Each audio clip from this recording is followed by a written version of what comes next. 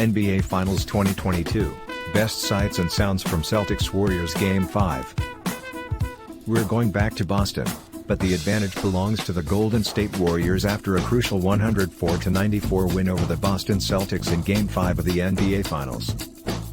To state the obvious, we entered Monday's matchup with the series tied 2-2 and the knowledge that one team would leave the Chase Center one win away from hoisting the Larry O'Brien Trophy, while the other would have its back against the wall.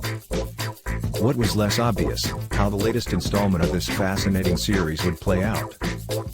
His combined score throughout the first 4 games was 422-421, with the Warriors holding the ever-so-slight advantage.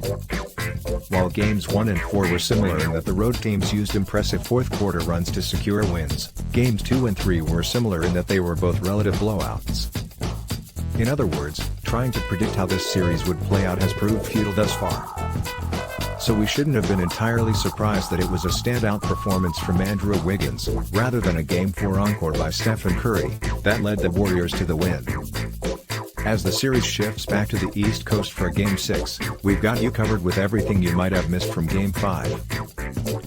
Dubs get the win. All series long, my colleague Brian Windhorst and I have been monitoring 2 things, condition green, and condition gold. When Boston has 15 or fewer turnovers, and Jason Tatum has 7 or more assists, it's condition green. When the opposite happens, it's condition gold. Well, in Game 5, Boston had 18 turnovers, and Tatum had 4 assists. It was condition gold, and it's 3-2 Warriors as this series heads back to Boston for Game 6.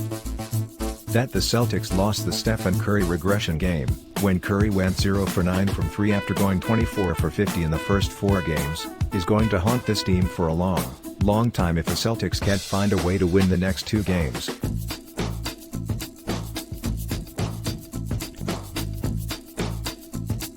Wiggs has himself a night. Oh my, Andrew Wiggins. The 27-year-old former #1 pick stepped all the way up in Game 5 on both ends of the floor. Naturally, NBA Twitter reacted accordingly.